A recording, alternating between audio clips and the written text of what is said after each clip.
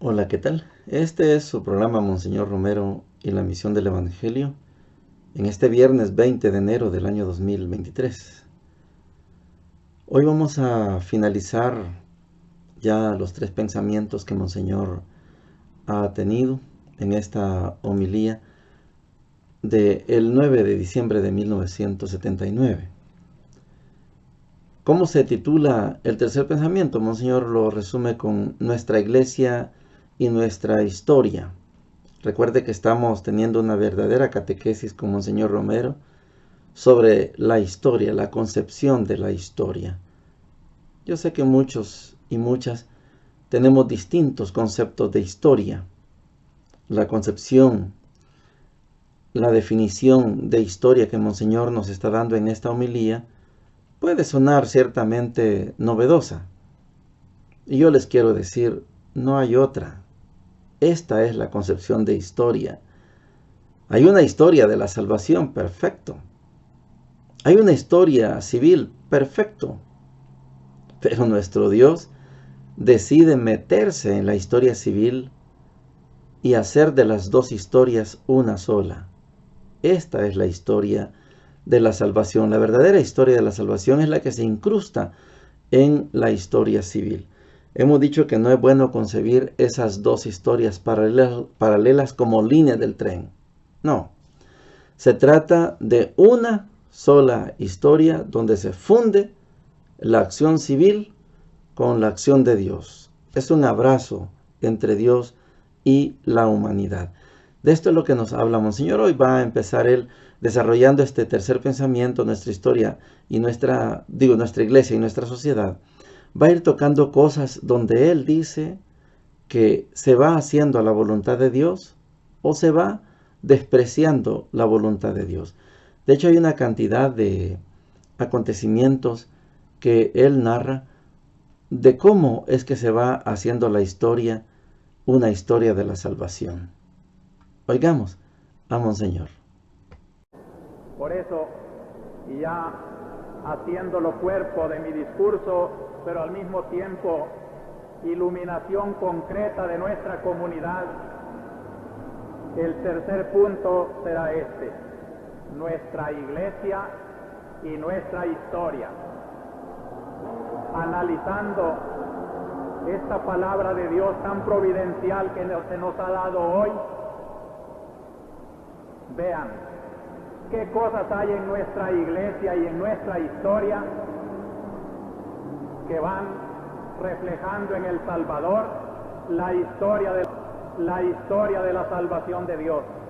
Y al revés, qué cosas puede haber en nuestra historia salvadoreña y aún dentro de nuestra iglesia salvadoreña que no reflejen ese reino de Dios y que por tanto tenemos que arrancar, porque pecado es todo aquello que se opone al designio salvador de Dios en la historia. ¿Cómo ha sido nuestra semana eclesial? Celebramos ayer la solemnidad de la Inmaculada Concepción. El Papa decía en Puebla, en América Latina, la devoción a la Virgen forma parte de su propia identidad. No se puede entender la historia latinoamericana si no es con la devoción a la Virgen. Y esto lo hemos sentido en el Día de la Inmaculada Concepción, no tanto tal vez como en Nicaragua, donde constituye casi una fiesta nacional, pero María, yo quiero evocar aquí, como viviendo nuestra historia, la imagen de la Purísima Concepción de Cojutepeque. Allá estaba la capital de la República cuando el Papa Pío IX proclamó el dogma de la Inmaculada Concepción, 1854, y se le puso la corona que ostenta allá en Cojutepeque como el signo de la fe y de la creencia del pueblo salvadoreño en el dogma de la Concepción Inmaculada de María. pero muchos otros lugares la celebran con mucha piedad. Yo tuve la dicha de celebrarla en un pueblo de Guatemala, junto a un pintoresco lago, donde la congregación de carmelitas tiene una casa de retiro. 6 jóvenes hicieron su profesión religiosa, entregándose así al servicio de Dios en una fiesta tan simpática de la Virgen. Tuve la grata sorpresa de que en aquellas alturas de Carmel, Cuyú, se escucha perfectamente nuestra radio YSA, y sin duda que me están escuchando, reciban un saludo y un agradecimiento por lo amable que fue la hospitalidad que allí me brindaron y la alegría que sentí de celebrar la fiesta de la Virgen en medio de tanta generosidad de entrega a ella. Hablando de religiosas, celebraba ya también 25 años de vida consagrada a Dios la madre Marta Alicia Reyes, así como entre nosotros celebró también ayer sus bodas de plata religiosas la hermana Nelly Rodríguez del Colegio del Sagrado Corazón. Celebró también su primera misa en Ahuachapán el padre Alejandro Pineda Rodríguez, otro homenaje también a la Virgen de nuestros pueblos. Se celebró en Tonacatepeque la fiesta patronal de San Nicolás Obispo, y se prepara ya una confirmación para el día 30 de diciembre en que muchos jóvenes van a recibir el sacramento del Espíritu Santo.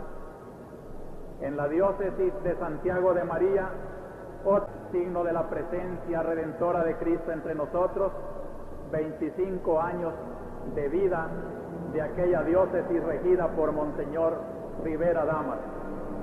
El 2 de diciembre de 1954, Pío XII soñaba con lo que ahora es ya realidad, una presencia de iglesia, que precisamente en el 25 aniversario se reflexionó sobre la teología de la iglesia particular y del obispo, donde hay una sede episcopal y hay un obispo sucesor de los apóstoles, hay una presencia especial de la salvación de Dios en la historia, la iglesia, y la iglesia ha trabajado pues allá intensamente, gracias a Dios. Lamentamos en estas celebraciones la actitud irrespetuosa del bloque popular revolucionario, que en plena fiesta se fue a ocupar el kiosco del parque y se propuso hacer ruido, pero que la fiesta no pudo fracasar gracias a la organización. Se constató que no eran jóvenes de Santiago de María y Santa María, y sentimos de verdad que actitudes tan ridículas ofendan tanto los sentimientos sencillos de un pueblo. Monseñor Rivera y Monseñor Urioste partieron esta semana para Holanda a representar a nuestra arquidiócesis, que fue invitada por una institución ecuménica de solidaridad a fin de llevar la voz de América Latina en la promoción de una colecta que se hace en Holanda para ayudar a la promoción de nuestros pueblos. Esta semana que viene pues estarán trabajando en este sentido nuestros queridos hermanos Monseñor Rivera y Monseñor Urioste. Les encomiendo a sus oraciones para que su voz expresiva de la situación del país y de América Latina produzca en los corazones generosos de los cristianos de aquel país el sentido de comunión y de ayuda para nuestros pueblos. A propósito de estas organizaciones, tuvimos esta semana las visitas de 2 instituciones de Alemania, Adveniat y Miserior, cuyos 2 representantes se dieron cuenta de la utilidad que aquí se le da a los subsidios tan generosos que nos vienen de los cristianos de Alemania. Una de esas obras es el trabajo de las religiosas en los pueblos. Y el representante de Albenias pudo saludarlas a todas, ya que se encontraban haciendo sus ejercicios espirituales, y se dio cuenta de la inmensa labor que gracias a esta ayuda alemana podemos hacer entre nosotros. Como ven, el sentido misionero de la Iglesia es una actualidad. En Chalatenango, un grupo de jóvenes mayores realizan un curso de nivelación cultural. Me dio gusto en la visita que les hice el sentido optimista, entrar posible su ascenso al sacerdocio.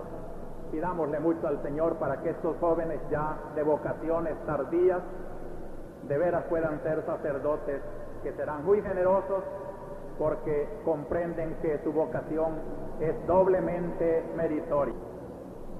Hay en nuestra diócesis también comunidades catecumenales que están prosiguiendo sus programas en estos días. Son también vida de esta comunidad que se alimenta de la palabra de Dios y de la vivencia cristiana de la fe. Hoy en la noche se clausura un cursillo de cristiandad. Es un método de espiritualidad laical que no ha perdido su actualidad y que, gracias a Dios, fomenta la conversión y el apostolado de muchos seglares. Otra fe son las escuelas de fe y alegría, que la semana pasada clausuraron sus labores en 5 academias donde se promueven a oficios jóvenes de ambos sexos. Está celebrando el 10º aniversario y es digno de todo encomio este trabajo de promoción entre nosotros. En la comunidad parroquial de Quesaltepeque se está ya en vías de solucionar el cisma que ha molestado a aquella población. Quiero recordarles que gracias a Dios el padre Roberto ha sido fiel a su ministerio parroquial a pesar de sus dificultades, y espero la ayuda de aquella comunidad para que se solucione pronto y ya no exista ya más que un solo rebaño bajo un solo pastor. Hubo una falsa alarma. Se denunció que su párroco, el padre Rutilio Sánchez, tenía un depósito de armas, y esto iba a provocar un operativo de la Policía Nacional, pero esta tuvo la prudencia de acudir primero al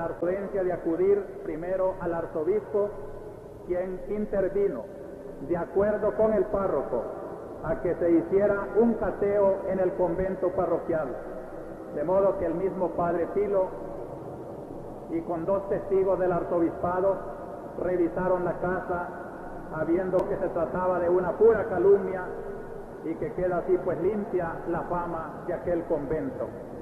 Alguna mala interpretación ha querido complicarme a mí, como haciéndome responsable de entregar al padre Tilo a la policía. Quiero protestar por estas interpretaciones tendenciosas, ya que comprendo que hoy hay un afán en desprestigiar al arzobispo, pero puedo poner aquí como testigo al mismo padre Tilo, a la policía y a la curia arzobispal, que se trató precisamente de una defensa del padre Tilo y no de una traición a él.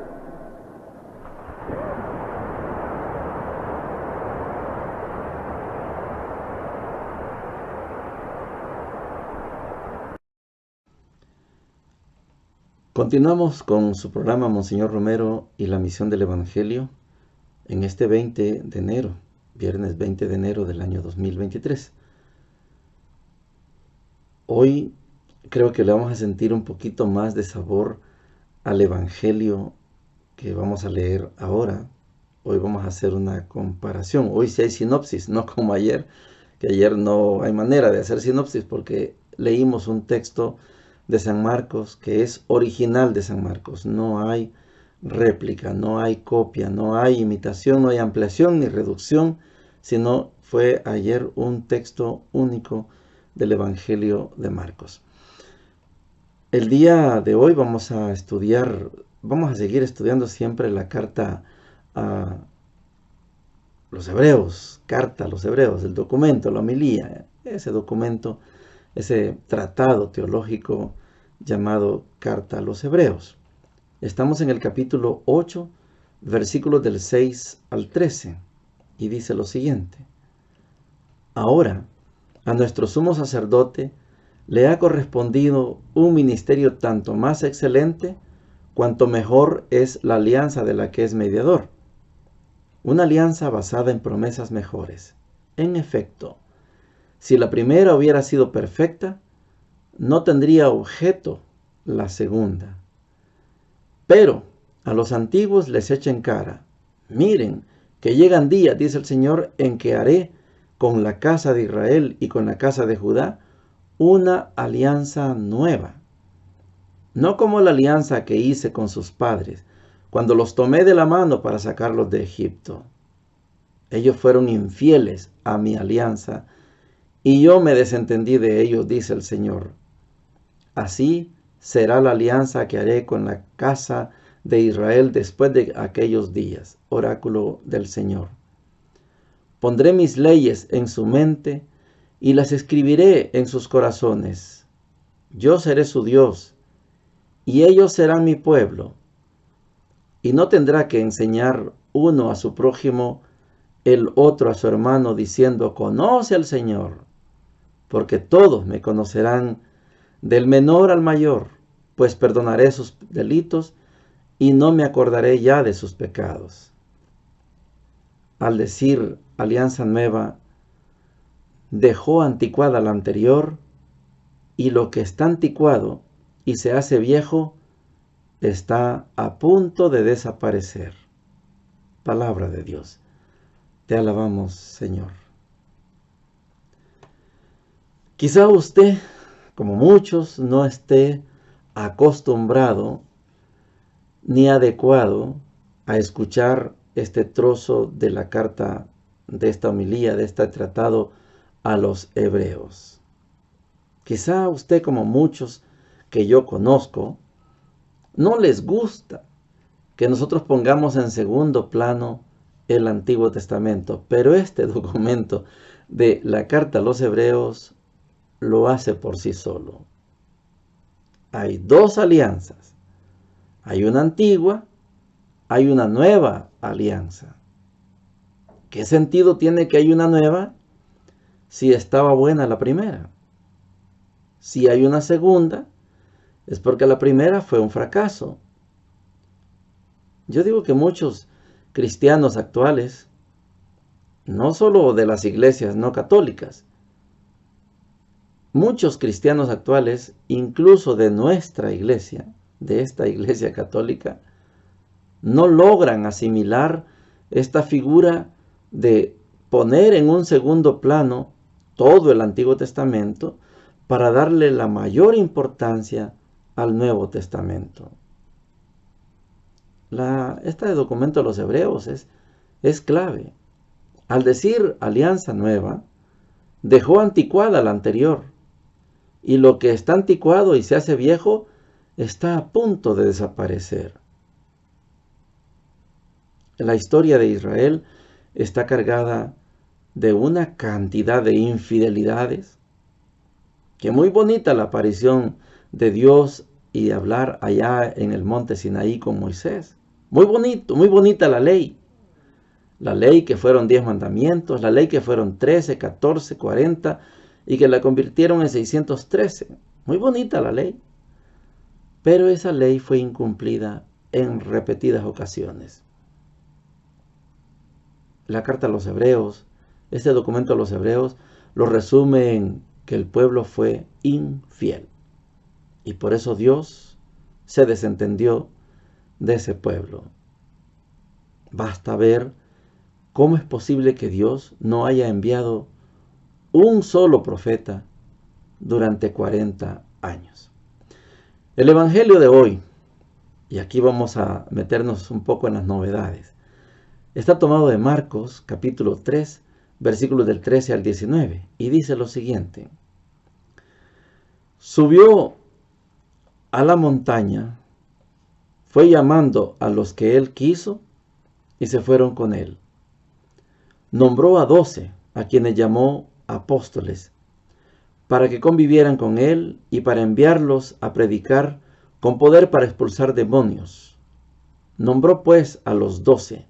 A Simón lo llamó Pedro, a Santiago de Zebedeo y a su hermano Juan, a quienes llamó Boanerges, que significa hijos del trueno, a Andrés y Felipe, a Bartolomé y Mateo, a Tomás, Santiago de Alfeo y Tadeo, a Simón el cananeo y a Judas Iscariote, el que incluso lo traicionó. Palabra del Señor. Gloria y honor a ti, Señor Jesús. Subió a la montaña, fue llamando a los que él quiso y se fueron con él. Fíjese, esa es la introducción que nos hace Marcos a nosotros. Mateo, mire cómo lo presenta. Y llamando a sus 12 discípulos, les dio poder sobre los espíritus inmundos para expulsarlos y para sanar toda clase de enfermedades y dolencias. Estos son los nombres de los 12 apóstoles. Note la diferencia. Marcos dice que Jesús subió a la montaña. Fue llamando a los que él quiso y se fueron con él. Nombró a 12, a quienes lo llamó apóstoles, para que convivieran con él y para enviarlos a predicar con poder para expulsar demonios. Fíjese cómo la diferencia entre Marcos y Mateo. Mateo no nombra la figura montaña, llamando a sus 12 discípulos. Otra diferencia. Marcos habla de un grupo de discípulos y de los discípulos nombró a 12. Mateo a los 12 los llama de una vez discípulos y les dio poder. Vamos a leer a Lucas para que veamos un poco la diferencia. Lucas 6, del 12 al 16 dice lo siguiente. Por aquel tiempo subió a una montaña a orar y se pasó la noche orando a Dios. Marcos solo dice que subió a la montaña, no dice que fue a orar. Lucas sí, y pasó toda la noche orando a Dios. Sigue Lucas. Cuando se hizo de día, al amanecer, llamó a los 12, llamó a los discípulos. Eligió entre ellos a 12 y los llamó apóstoles. Y ahí están los nombres, igual que en Marcos, igual que en Mateo. ¿Qué quiero yo decir este día con ustedes en esta reflexión, en este programa Monseñor Romero y la misión del Evangelio? ¿Qué quiero decir? Que hay, y poco a poco lo vamos a ir comprendiendo mejor, hay círculos alrededor de Jesús. Vamos a ver. Hay un primer círculo, que son los 12. Hay un círculo un poquito más amplio, que son los discípulos. Hay otro círculo más grande, donde está la multitud que lo seguía. Este grupo de los 12 más los discípulos, los 12 son apóstoles, los discípulos ya no son apóstoles. Apóstol significa enviado, discípulo significa seguidor. Los 12 es el círculo más concéntrico, más cercano a Jesús. Los discípulos ya son una cantidad indeterminada. Ahí vamos a ir descubriendo que hay una cantidad de mujeres, hasta con sus nombres, que siguen a Jesús. Son discípulas, no apóstolas, son discípulas. Y después hay una muchedumbre que lo sigue. Esto que les estoy diciendo es reconocido en nuestra teología como el movimiento de Jesús. De esto vamos a ir hablando, usted y yo vamos a ir estudiando el movimiento de Jesús. Después vamos a ver si es cierto que hubo una fundación de la iglesia, pero por ahora quedémonos con el movimiento de Jesús. Todo esto que está aquí, los 12, los discípulos y la muchedumbre, esto es lo que forma parte de lo que en la teología llamamos el movimiento de Jesús. Vamos a seguir estudiando este tema. Los evangelios nos van clarificando muchas de estas cosas. Yo les recomiendo que escuchen este programa, pero que también se suscriban. En el canal de YouTube, Monseñor Romero y la Misión del Evangelio, es importante que usted se suscriba para que le lleguen los mensajes todos los días. Con el poder de Dios estamos haciendo un esfuerzo para que todos los días tengamos este video a su disposición y que usted lo comparta. Regálenos un like si es tan amable. Bendiciones para todos y para todas.